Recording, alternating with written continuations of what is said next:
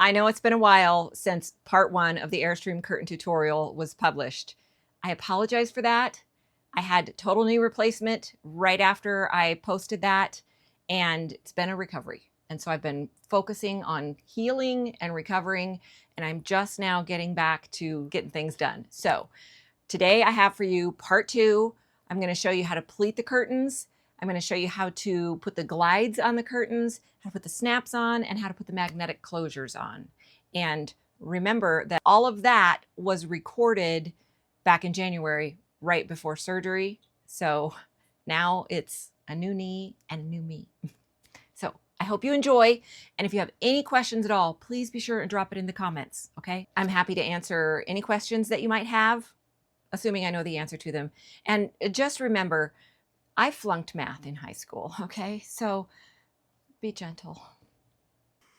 All right, this panel is all done and ready for pleats. So let's measure it and see what it came out at. Because we cut our fabric at 106, we cut our lining at 103. Then we did the hems on each end, and they turned out so pretty. Look at that. Look at how pretty those hems are. Anyways, I love that technique for hemming. Anyways, so we did those. So we should be right back around 103. So let's check it out. 103 and a quarter. Ta-da. Ta-da. Okay, that's awesome. That's awesome. So now we're going to talk about putting in pleats. And remember again, this is how Cindy does it. This is not how Cindy says everybody does it or should do it or whatever. I needed to learn how to make curtains. This is how I figured it out to do it. And I watched a few tutorials. The tutorials I watched, though, were not on making Airstream curtains. They were just making curtains to hang in a house. So they were just, at the top. But anyway, so remember, we're doing 4-inch spaces. Our finished size is 69. We're going to have 3 inches on the inside edge and at least 2 inches out here. If it ended up a little more than 2 inches, anywhere between 2 and 3, 3 might be better. But I think for my trailer where it folds over to the snap, I think I'll be just fine with 2 inches. So we divided, so 69 minus the 5, 3 and 2 is the 64. We divided that by 4. We got 16 spaces and 17 pleats. So we're taking 34 inches out in pleats. So here's what I do.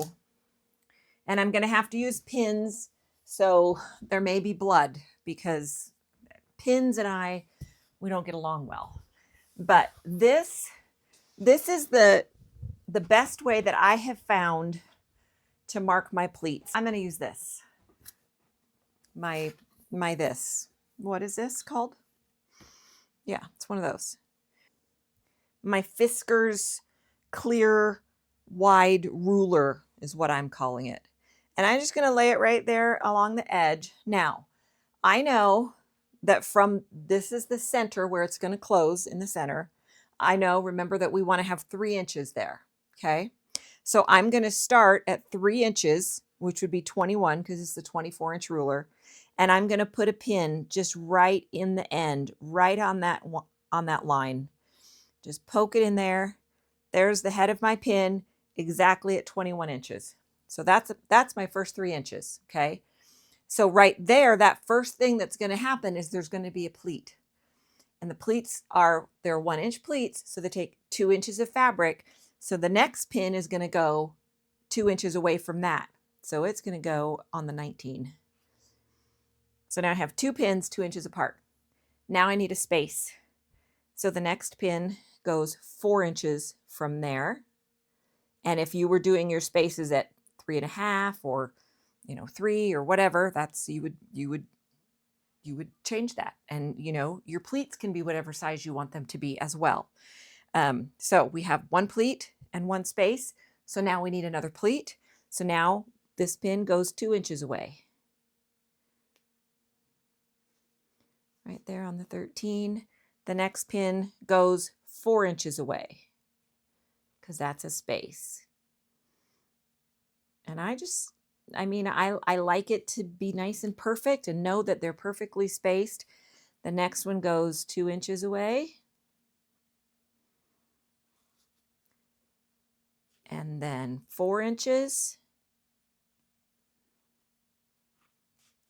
And then 2 inches. And if you're wondering, yes, I have pinned my curtain to the table on occasion.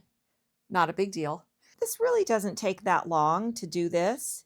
And then you know that your pleats are perfect. And it's the best way, in my opinion, I just think it's the best way to know when I do that other side, I know my pleats are going to be lined up from top to bottom.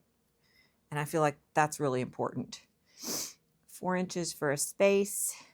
So this is our last pleat. Put that in right here, and I'm going to have 2 1/4 inches left over, which is perfect. Absolutely perfect. So now this is where, so see, oh, and I've got some pins showing on the back side. I need to tuck those away.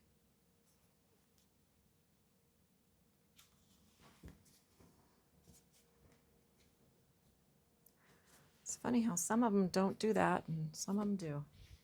Okay, so now I've got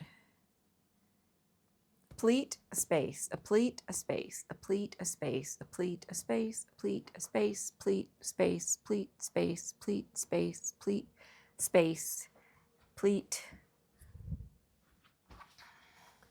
I know this seems silly to do it. It's just a good double check.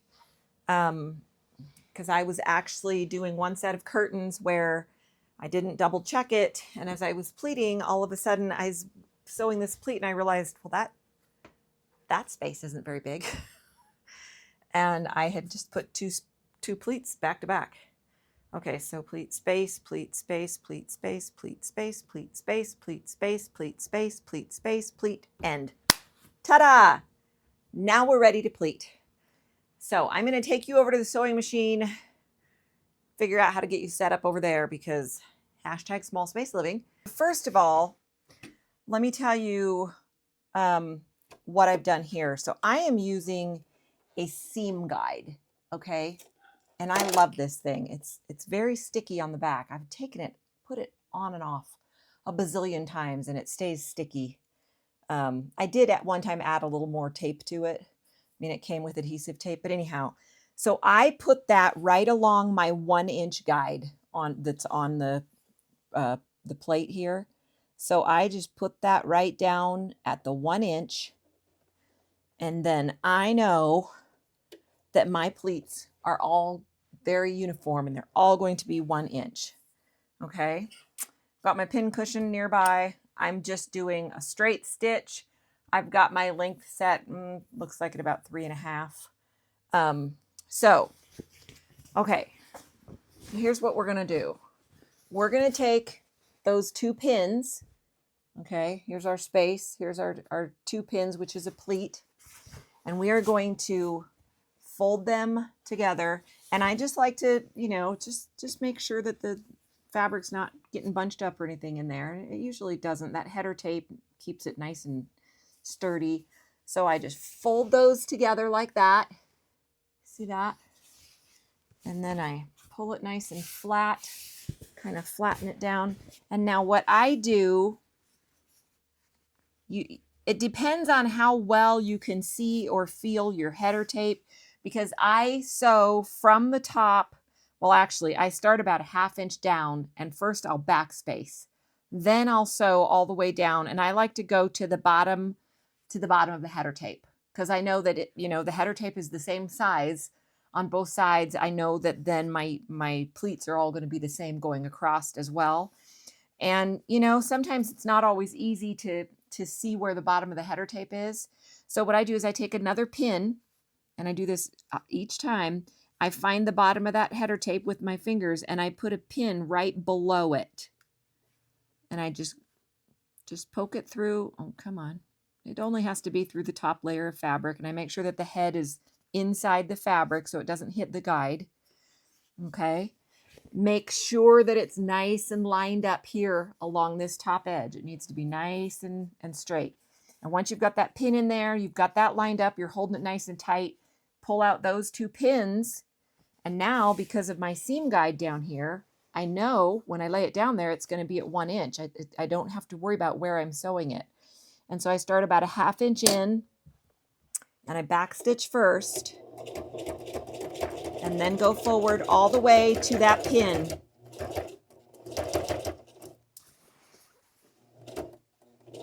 And then backspace a little bit.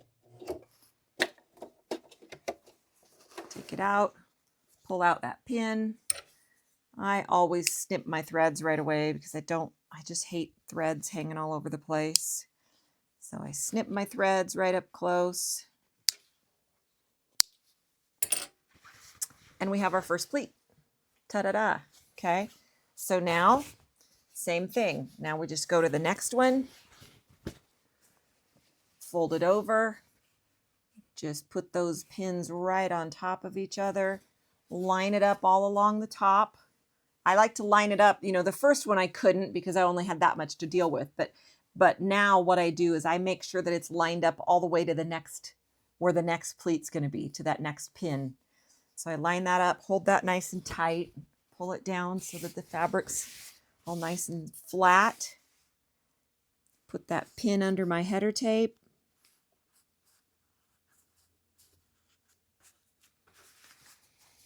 It's nice and flat. Pull out those pins. And away we go.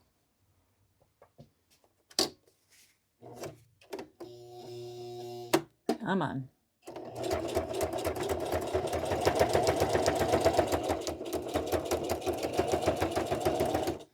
My machine is a Singer heavy duty 4452, and it's great.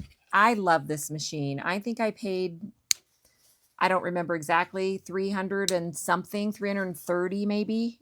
I got it at Michael's a little over a year ago. I got it because the old machine that I had could not sew the pleats on those, my first set of curtains that I made. That my poor old garage sale Janome was just a struggling. So I donated that to a campground and bought this new one. We pulled into Michael's, pulling the Airstream behind us so that I could get a sewing machine. And it's really been a game changer. And it might not be the sewing machine that I have forever. It's doing great. I do have my eye on a couple of other sewing machines that, they just have a lot of fun features and stuff. So let me know in the comments if you do a lot of sewing. Let me know what kind of a machine you have. The two that I'm looking at are the Baby Lock, and I don't know which model. I don't remember. But the Baby Lock, I think that's what it's called. That seems really nice. And then, are you familiar with Sailrite? Sailrite. So that's a great website. I've gotten quite a few things from there. I got this table from Sailrite. The sewing machine that I really like from Sailrite, this table is made for. It would fit perfectly in this entire slot. It's not fancy. It doesn't have fancy things. It does a straight stitch and a zigzag stitch, but it can do lightweight fabric or it can do leather. I mean, you can sew anything with that machine.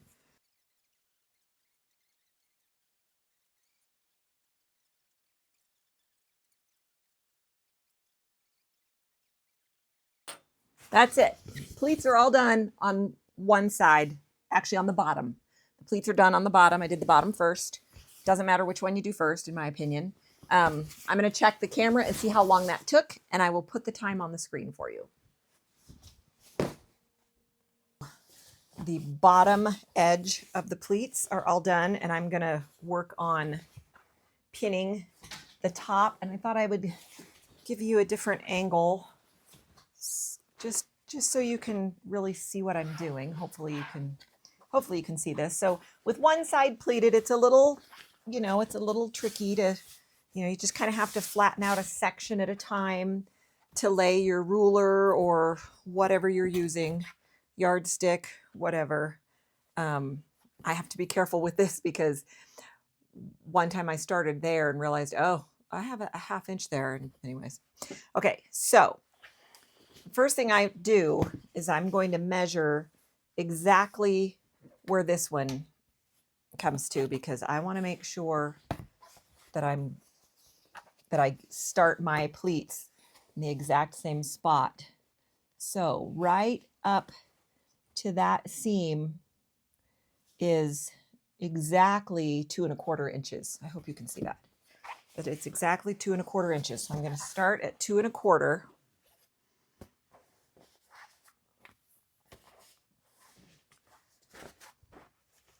and then I'll start with my first pleat. Put that right there on that end, on that line. So 1, 2¼ is right there. So now the next one is 2¼ from there. Now we want 4. 1, 2, 3, 4. So it's 16¼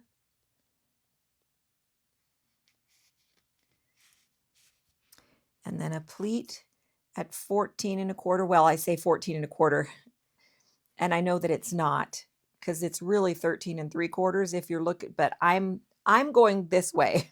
So it's okay. My brain knows what I'm doing. Thank goodness somebody does. So now we got a space at 10¼ and again, I'll just speed this up for you. Can't speed it up for me.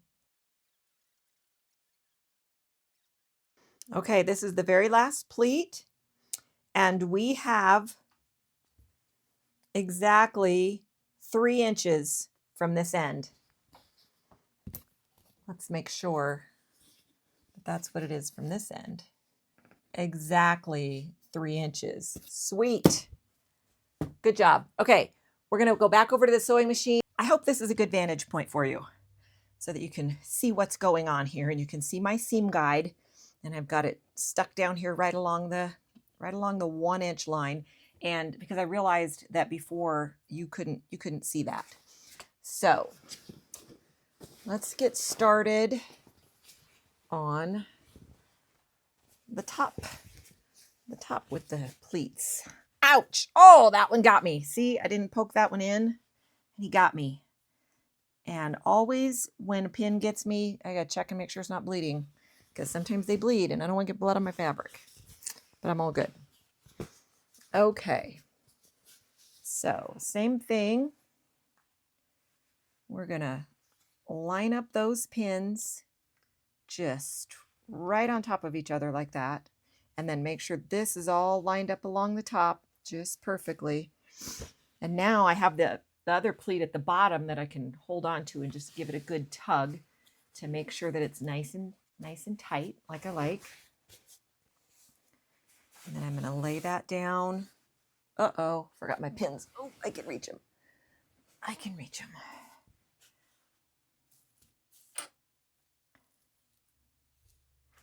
And then I'm going to put this pin, I feel for the bottom edge of the header tape and put that pin right there.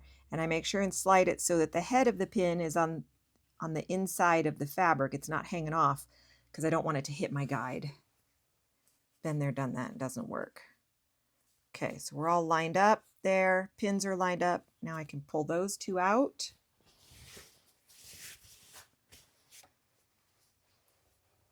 Lay that in there, bring it down about 1/2 inch. And we're off to the races. Backspace first. Sometimes, because it's really thick right there, because we've got header tape, lining, and fabric folded over, so it's extra thick on this pleat. And so sometimes the machine just kind of goes, I can't make the first move, and so I have to help it.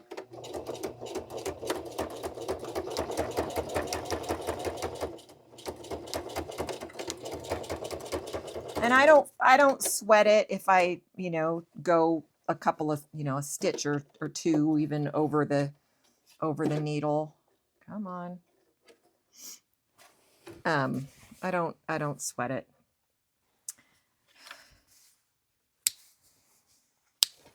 I don't know if I talked about this already, but one of the drawbacks of using black outlining, and I've used 2 different kinds of black outlining, and I'm using really good quality black outlining here, okay?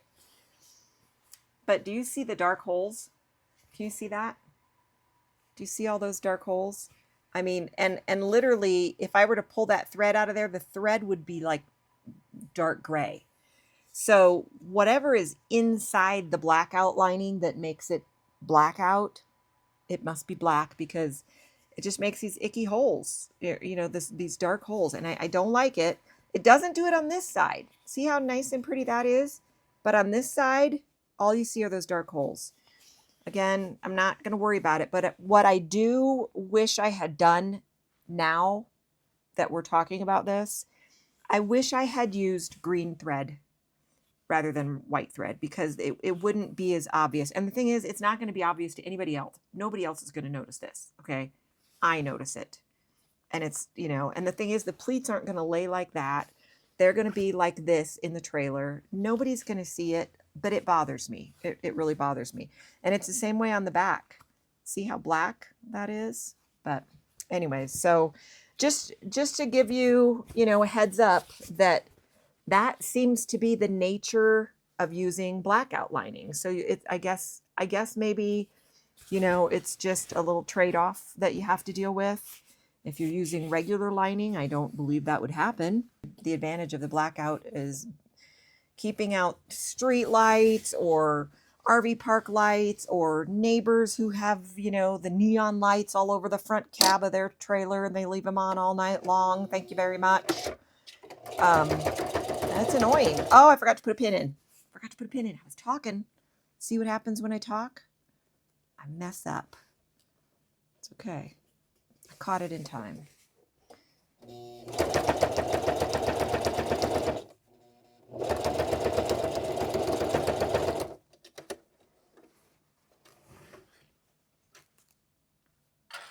I love my little nippers.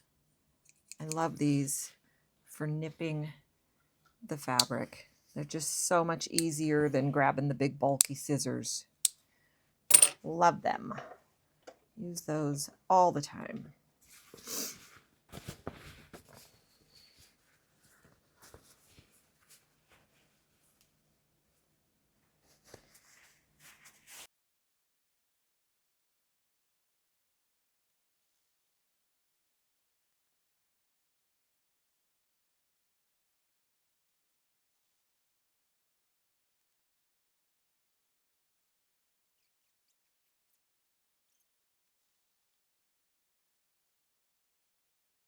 You guys, we're done. We are done with that panel. That was the last pleat. Yay! Okay, the right rear curtain is all pleated. Yahoo! So now we're going to measure it, see what it came out to be. Remember, 69 1/4 was our original curtain size. So cross your fingers that we're super close to that.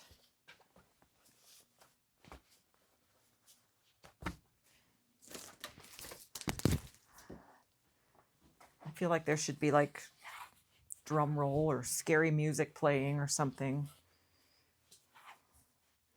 And again, I like to stretch it out to its maximum width, because I just think, you know, I think the pleats look really good when they're hanging in the trailer when it's pulled nice and taut.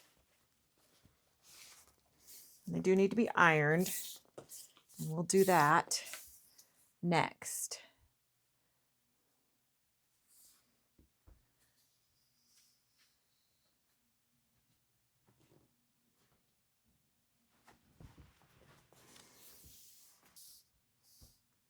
$67.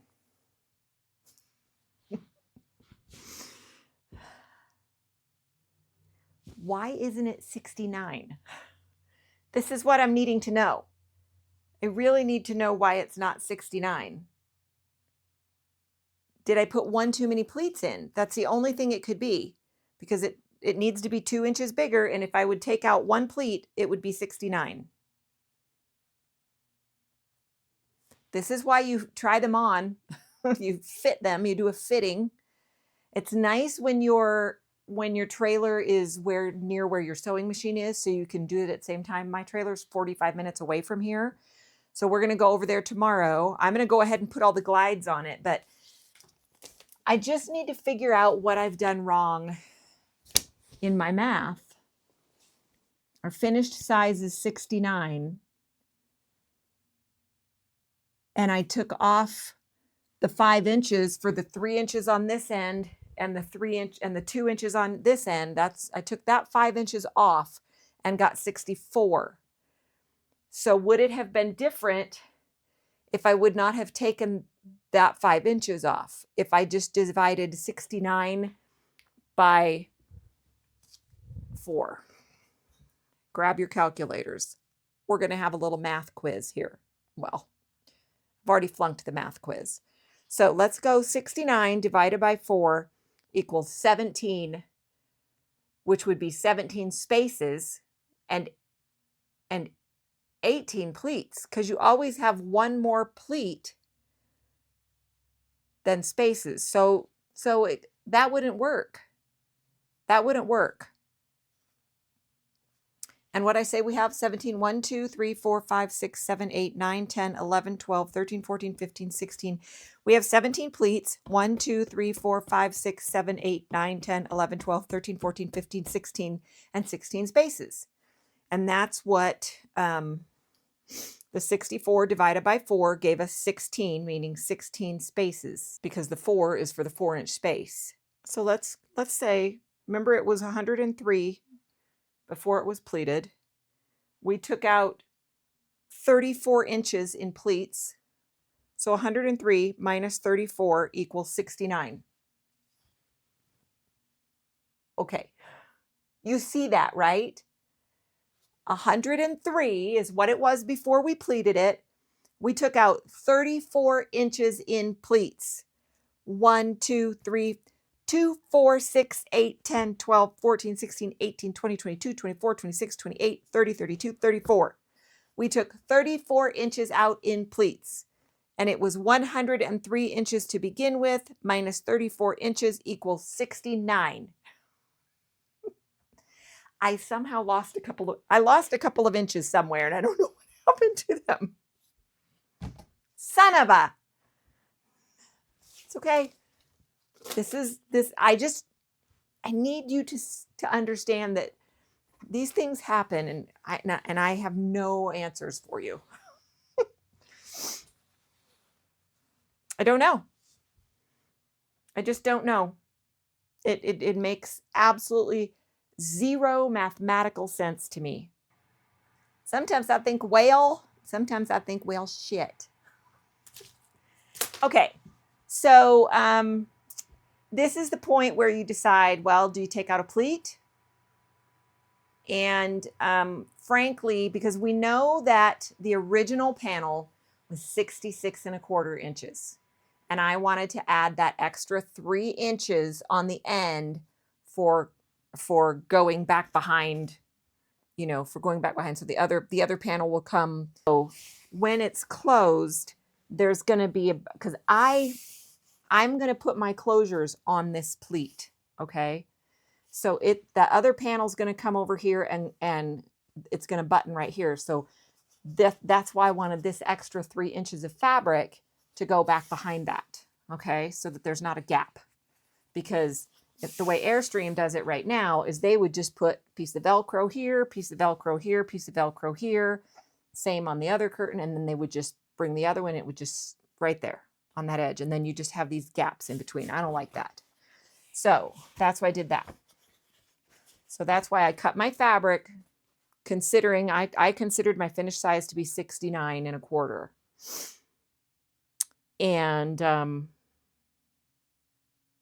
it's a mystery, you guys.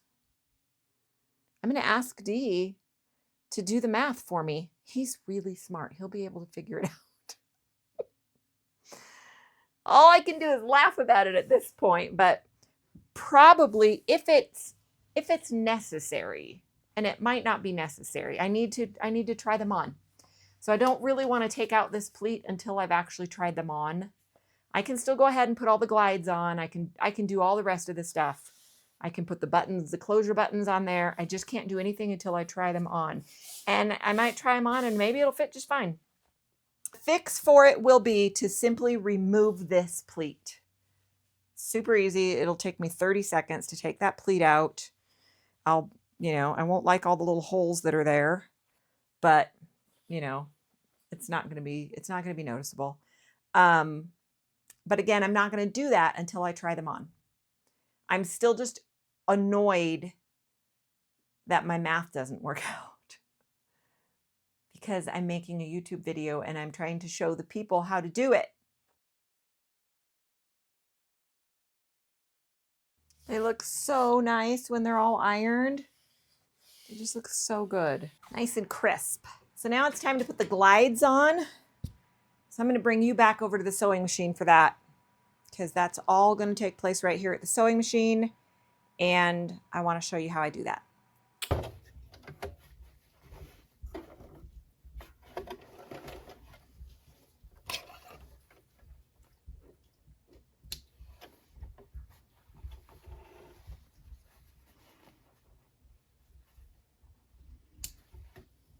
Pretty sure you make it really hard for the people to see what I'm doing.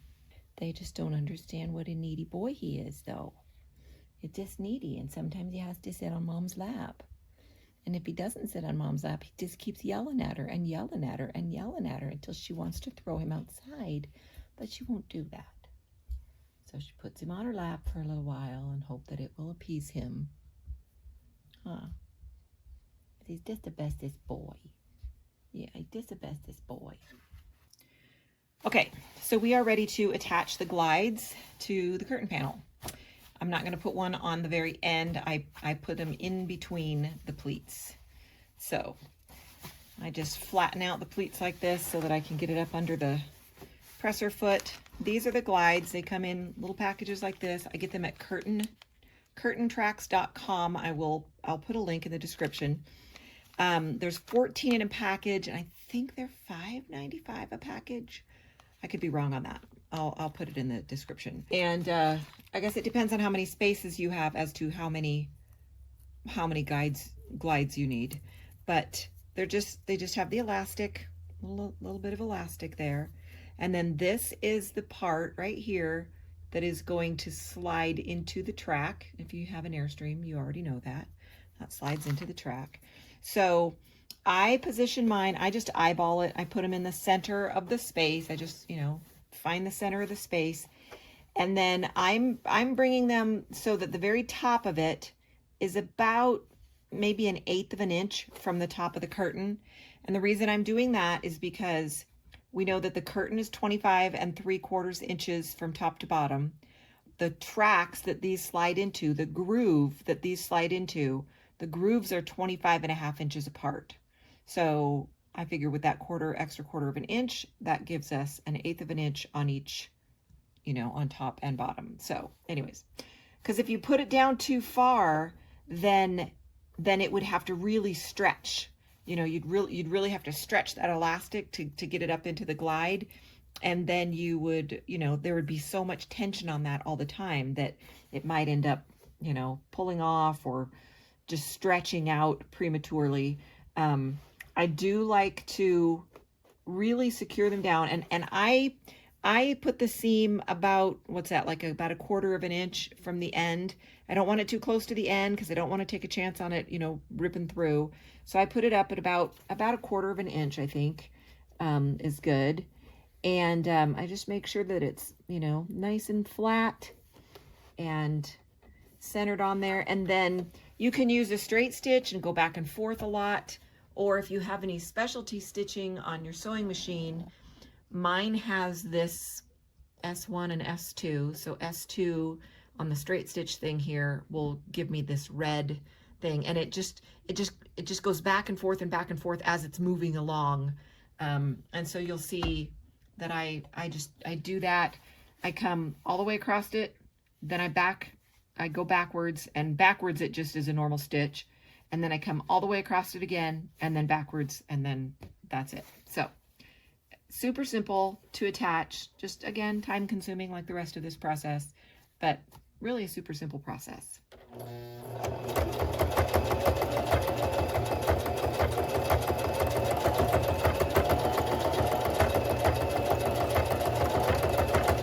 Now, I decided to use green thread on these. Again, these are my curtains for my trailer, and I think it looks good. I like the way the green thread looks. Now, I'm going to be very honest with you and tell you why I decided to use the green thread, because I ran out of white thread. And I had some other white thread that was a lot thicker, and it was just screwing up. It was not working well. So I said, you know what, let's go with green, because I actually wish that I had done green on, you know, on all the seams. I wish I had done green on the pleats. I wish I had done green, you know, along here, just for fun, just for a little contrast. But you know, white is good too. So you just, you know, choose your color. So let me just show you another one. Again, I like to get my ends even. Eyeball the center, pull that top of it up to, you definitely don't want the top of it to stick over the top of the curtain. You know, you don't want to see it from the right side of the curtain.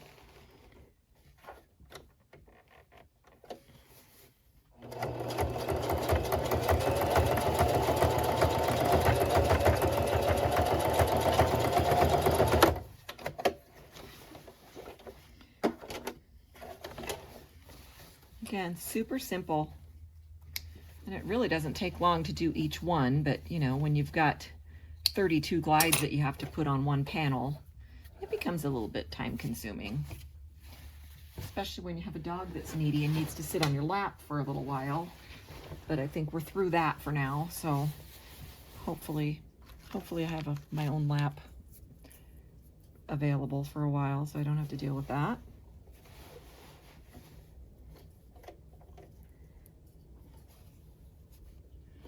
Hope you're able to see that. I'm trying to not get my hand in the way too much, but you know, I need my hands. So slide that under there.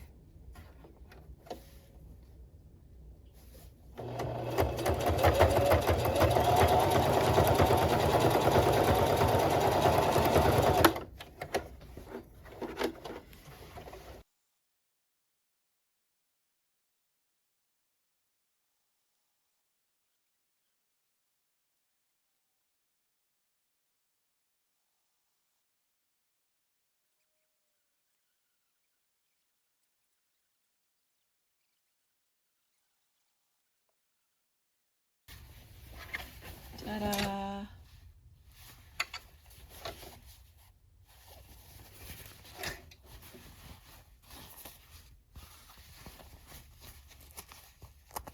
Okay, my panels are all done. They're all pleated. Everything's done. It's time to put the snaps on the outside ends where it snaps to the wall. And I'm going to show you how I do that. Since I have the old curtains, I just lay the new curtain right on top of it. And then I'm just going to mark, and I'm just going to feel where that snap is and just make a mark with my fabric pencil right in the center, just like that. Because this is really like the worst part of this whole process is when you have to poke a hole in your fabric. It's a little terrifying. I'm gonna be honest. It's a little bit terrifying. Okay, so I've made my marks. You can see that. And now I'm going to take my snap tool. This is a heavy duty snap fastener tool. I got it on Amazon. I'll put a link to it. I'm sure it's still there. This changed my life. This just absolutely changed my life. I love this thing so much. The thing is, these snaps are going to fold over. You're never going to see these snaps, but I still want them to match. And so I have more of these bronze color. I don't have enough silver. I only have 3 silver ones.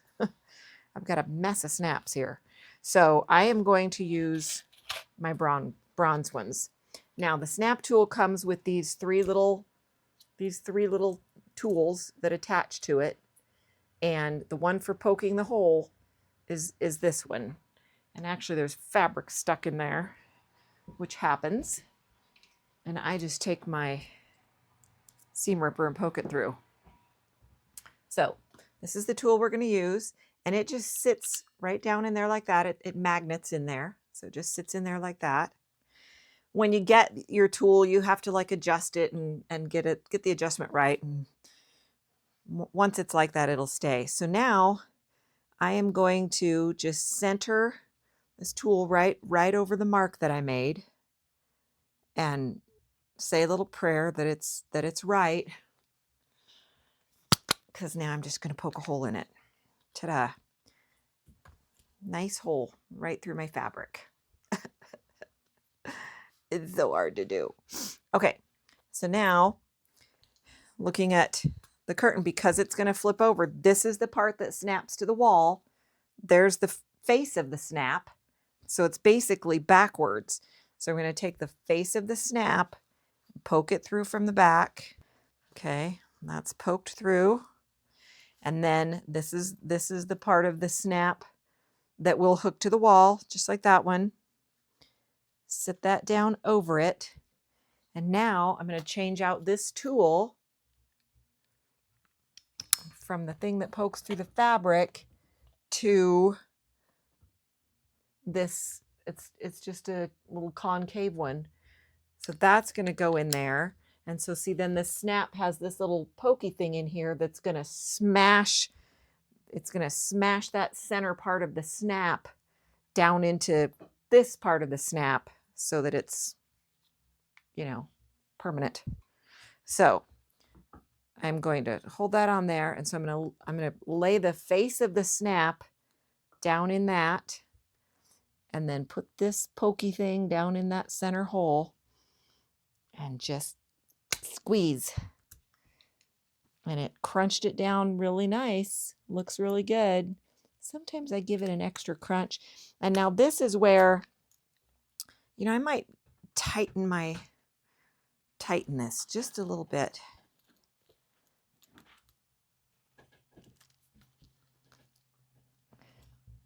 And give it a good squeeze, and then that way I know that it's crunched down in there really good. So there, I have one snap on, ready to go.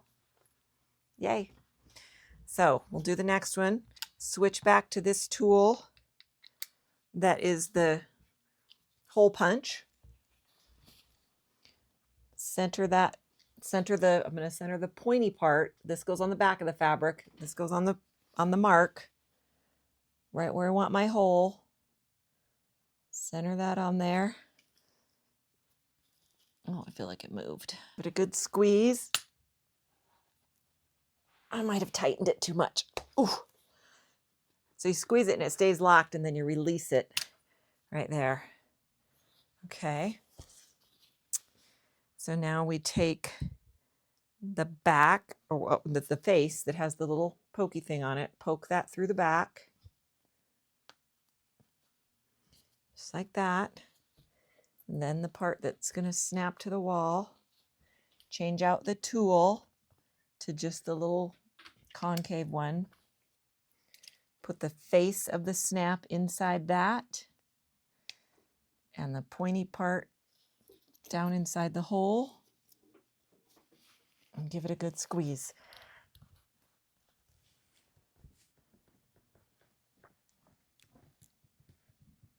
Oh, that was hard. Cool. Smashed on there nice and good. So those snaps are on, and it is ready to snap to the wall. So now we just cross our fingers and hope that it fits. When I take it to the trailer and put it on, the most that could happen is I might have to take out this pleat. And if I have to take out the pleat, I'll take out the pleat.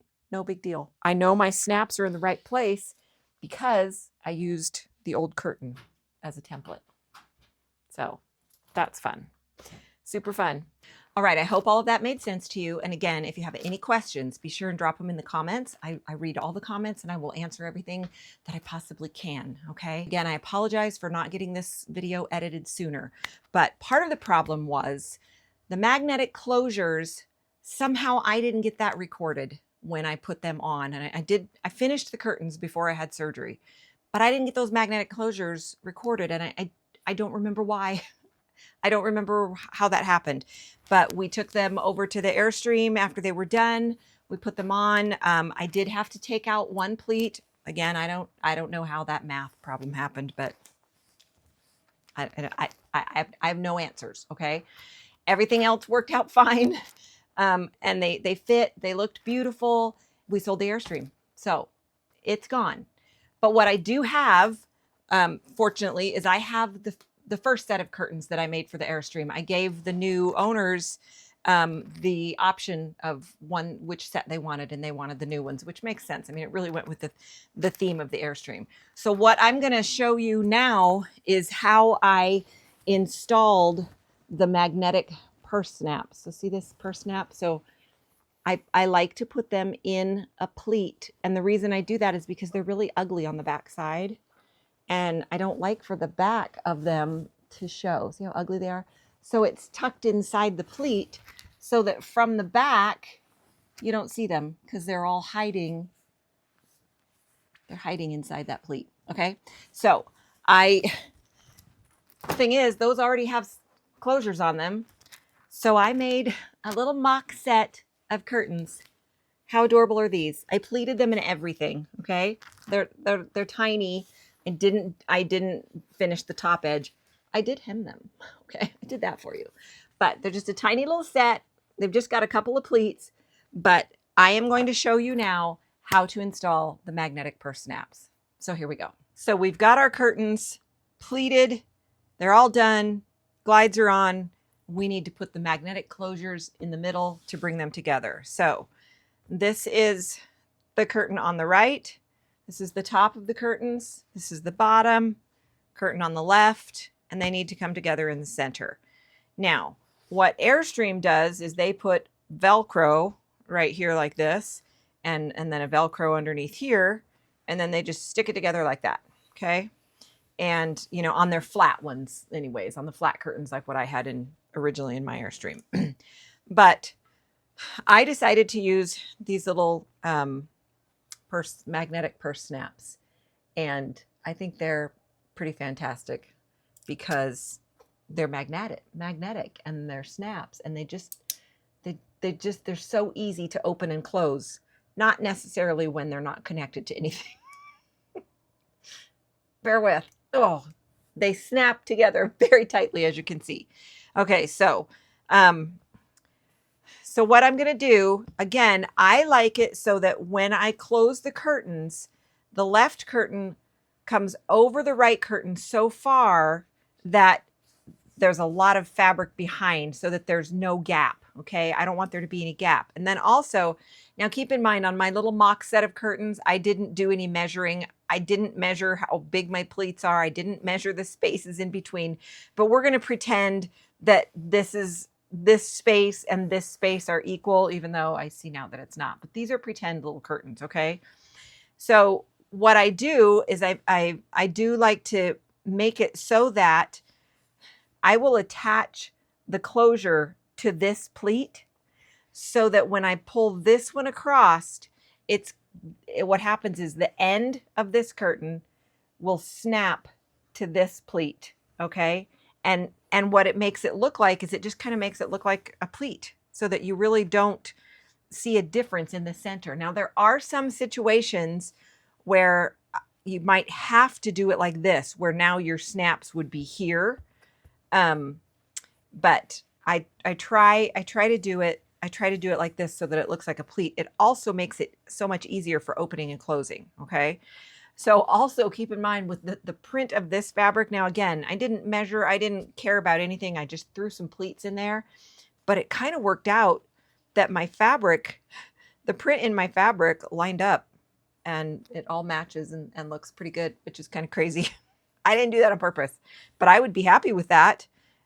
If I was, you know, if these were actual curtains. I like to put the part with the hole in it. I don't know what this side is called, but there's the side with the hole in it and the side with the little, I suppose it's called male and female, you know, like plumbing and and electrical. They use a lot of male and female terms, so I suppose we could call that the female side. The male side. It just seems so dirty. Anyways, okay, but I like to put this side on here, all right, on the one that's gonna go over, all right. And then what I'm gonna do is I'm going to, because the back side of them is ugly, it's just this, I'm going to then cover it with a button cover.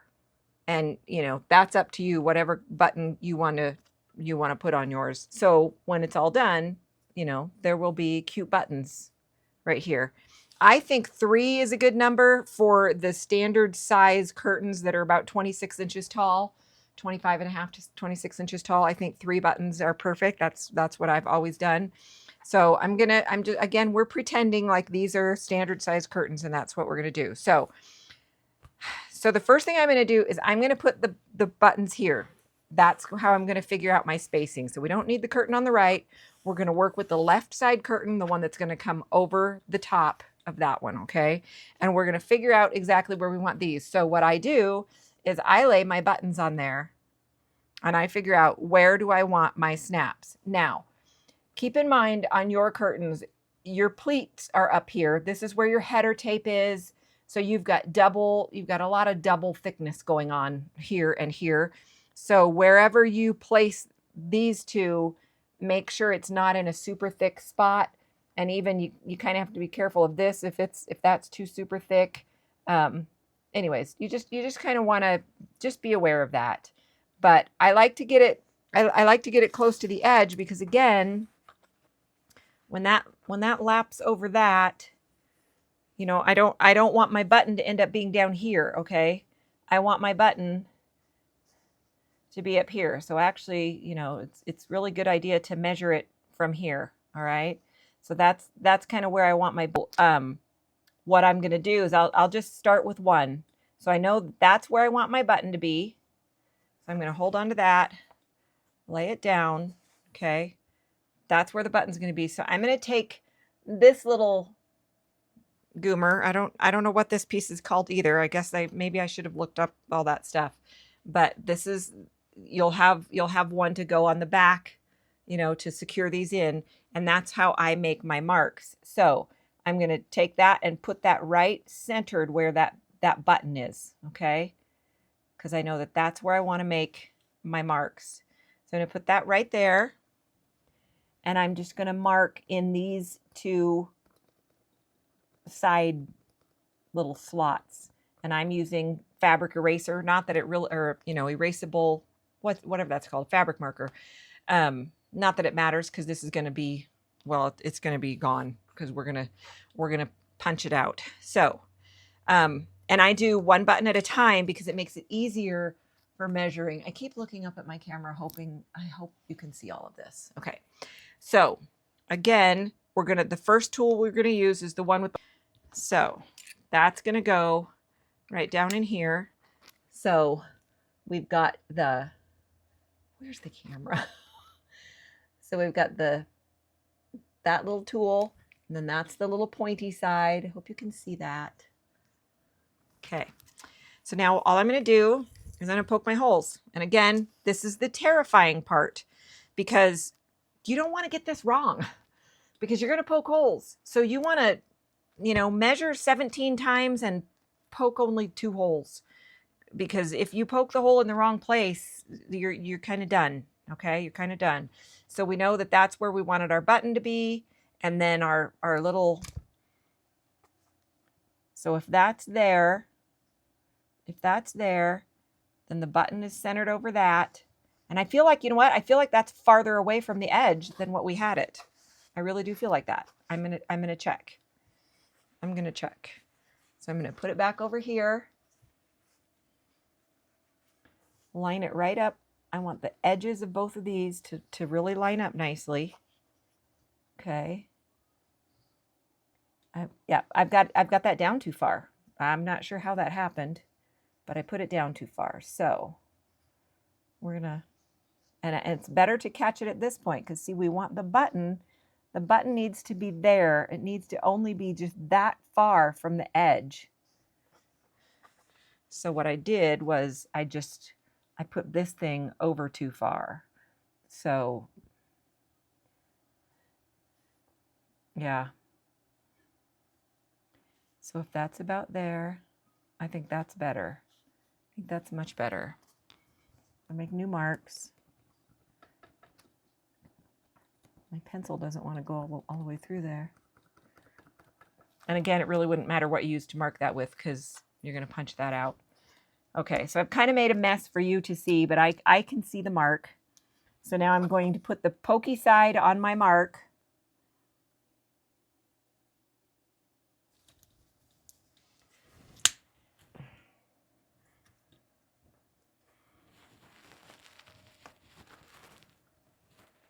And squeeze. I think I've got that tightened a little too tight. I'm going to loosen that just by one turn.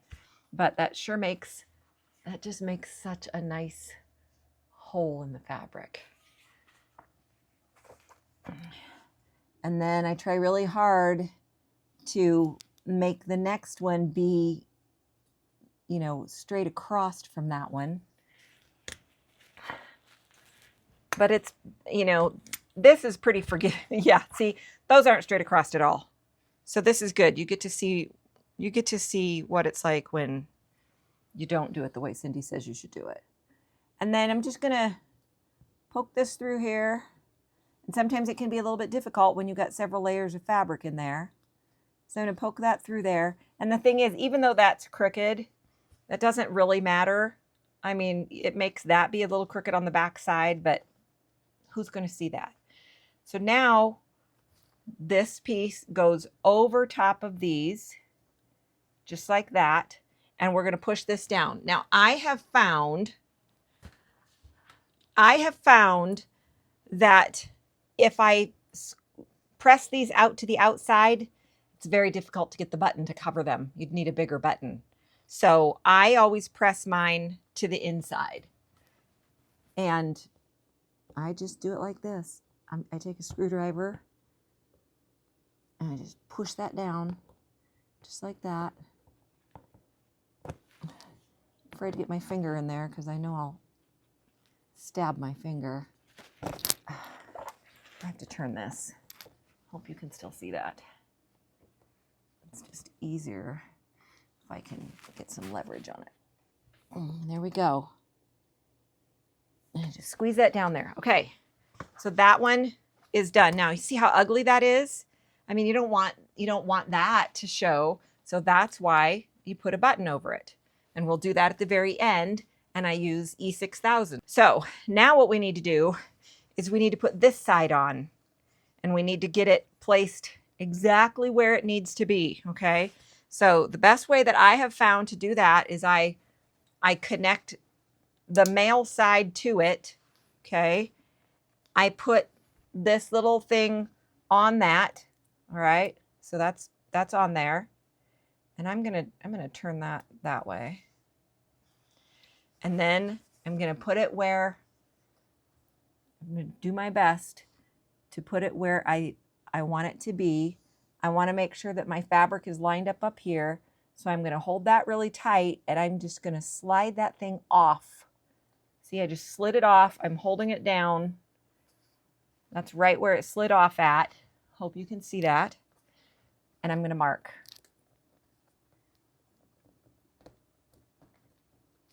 Okay, so now I'm gonna check that again with those marks, and that looks like that's gonna be lined up really, really well. Okay, so now remember this is in the pleat. That's a pleat there, so we're not gonna squeeze it there. We have to go from the back side, and I just ran into a problem that you have to watch out for, and that is I put that button up so high that my stitching is right there. So I've already put the button on the other side, so I can't change this, okay? The only way I can change this, I can't change the location of it. And let's see if I can get the tool, up in there, because if I can, I'll go ahead and do it. I don't think I can. No, it's too tight. It's not going up there. So here's what you have to do. Okay. So I guess, I think the reason why this, I don't think this ever happened to me when I was making other curtains, and it's because the curtain was at the actual size and I went right below the pleat. I'm pretty sure I never put a snap in a pleat. I put them below the pleats, but I wasn't paying attention here, and I apologize for that. But this is just about the placement, okay? I'm just going to take out the stitches right here. Now let's pretend that I did that, well, that you did. Let's pretend that you put it in a pleat and you're like, well, crap, I can't put it somewhere else now because you've already put the holes in the other one, right? So it has to be in that spot. So just take your pleat out, okay? Take your pleat out and then make your holes. And, you know, you got to figure out how to get in there with the least amount of fabric in your way. And you want that fabric to be nice and flat over it. Do you see my mark? Can you see the mark? I'm trying to look up at the camera and see if you can see it. I hope you can. So the pokey thing is going to go right on that mark. Squeeze it, release it. There's one hole. All right, now I got to find my other mark. My other mark is right in the, where it's dark. It's really hard to see. I need to double check and make sure that that's my mark. Yep, that's my mark. I thought it was, but I just wanted to double check. So get the fabric nice and snug over that and make sure that the pointy side comes down right on my mark. Looks like it is.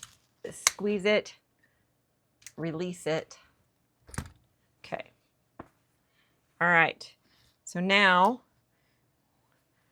the male side pokes in from the front, just like this.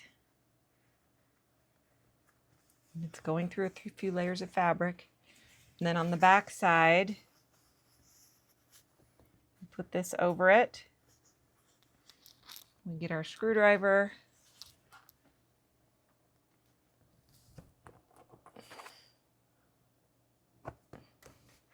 Push those down.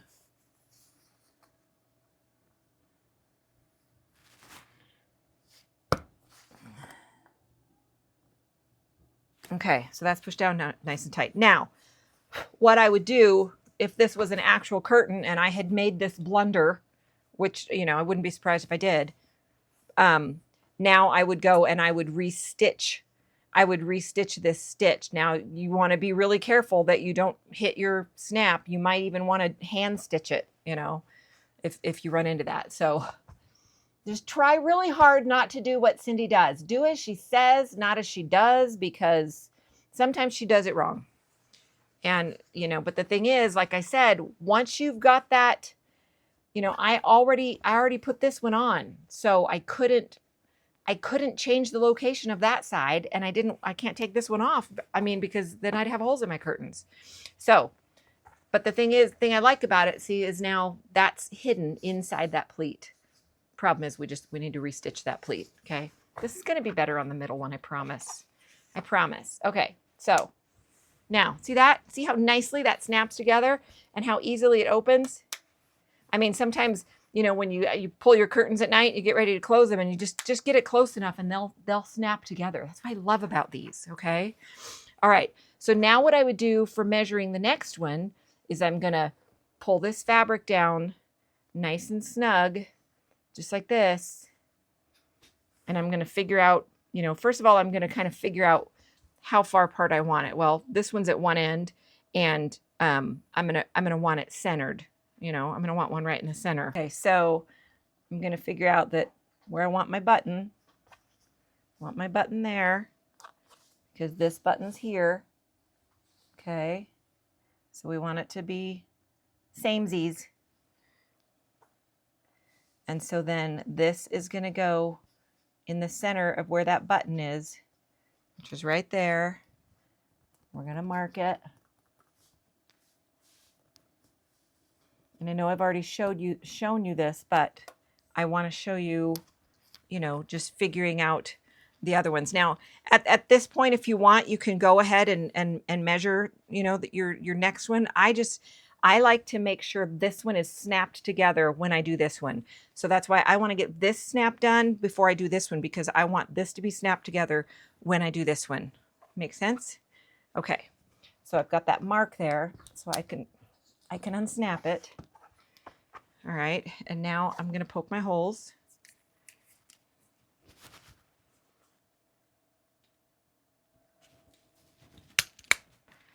Let's see if I can get these holes more straight. What do you think? Don't bet too much money on it. But, you know, if you've watched all along this whole video, you'll know I've said a few times, Cindy is not a perfectionist. She's just not. So again, this is the female side. I'm going to put that, comes in from this side. Got those two little thingy majiggers poking up there. My word. Put that down over it, nice and, hold that nice and snug. And flatten these down. Come on.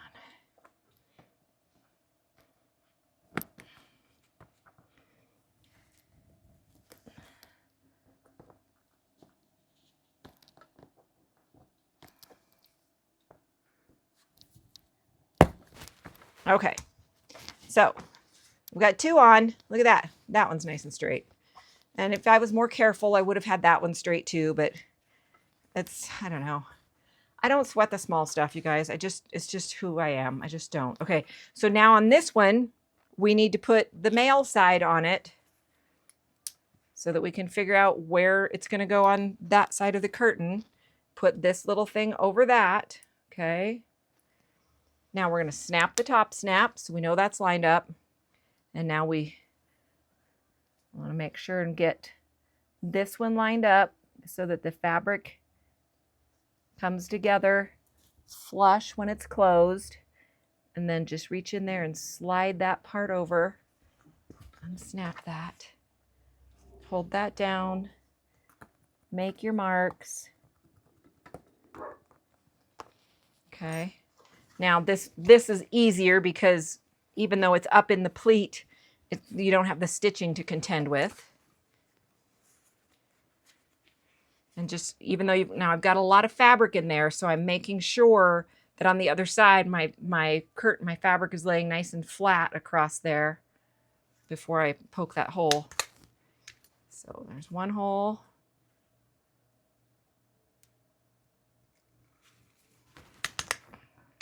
Two holes. And this pokes through from the front. When there's oh, look at that, came right through. Good job. This goes on there. We're going to smush that down.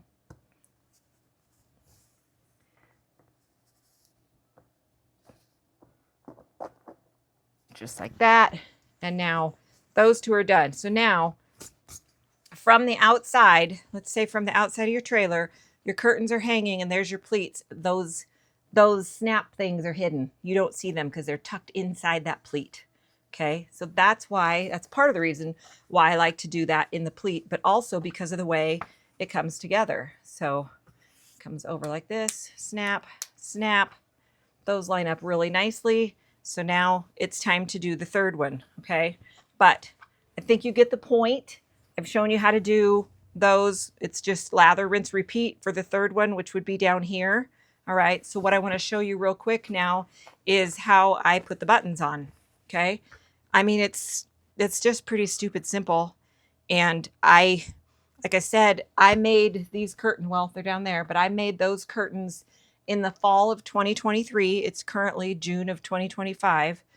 And never have I had a button fall off, ever. And again, I use the E6000. Which way are you looking at this? Anyways, it's E6000. And I really think it's best to put the glue on this thing. That way I know it's where I want it. So if you can find a closure that that's not actually a button and doesn't have holes, that would really be ideal. The holes, you know, when you push down on it, it causes the glue to kind of come out through there, which is not that, except that you're going to need some sort of a clip. Now I actually have some little some little clips that are they're bigger, about the size of your hand, but I used them on the last set of curtains I made, and I actually left them with those curtains.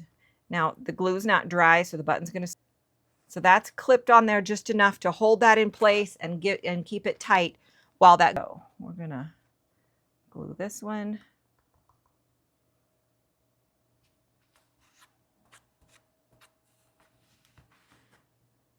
Put this button on. Got another little clip. I leave those clipped for at least 24 hours. If you're not in a hurry and you've got 2 days, leave them for 2 days. I just, you know, I like to make sure that it is, and it's going to stay put. And so far, for me, 24 hours really has worked fine. Maximum bond strength may not be reached for up to 72 hours is what it says on the tube. So if you've got 3 days to leave that, leave it for 3 days. Just, you know, just to be on the safe side, to make sure, and, you know, because it's probably going to be different depending on the weather. But anyways, so that is how I do the mat. Well, there you have it. Pleated Airstream curtains, start to finish. Oh, finally. I mean, I had the video all done except for these purse snaps at the end. And it's just been a matter of being able to be on my feet and get these purse snaps done. So I'm super excited to finally have it done. I'm going to get this edited right away and get it out as soon as possible. If you have any questions at all, please drop them in the comments. Let me know. I will do my best to answer them. I mean, if I know the answer. And keep in mind that this is just to help you help inspire you to make your own curtains. You may not need to make curtains that have the glides on both top and bottom. Maybe yours are only on the top. Like I said, the first tutorial that I watched to help me get some inspiration for doing this was just for curtains that hang in a house, and they just were pleated at the top because I had no idea how to make pleats. So I just hope that this inspires you. I hope that you will try it and make curtains for your Airstream or any kind of travel trailer. These are for an Airstream, so they have those particular glides, but, you know, again, you can figure out how to make them to go in whatever kind of an RV you have. So I hope that this helps you. I hope that if you make them, you will let me know, because I would love to see them. So thanks so much for watching. Thanks so much for hanging in there. I'm going to get this video edited and get it out as soon as possible.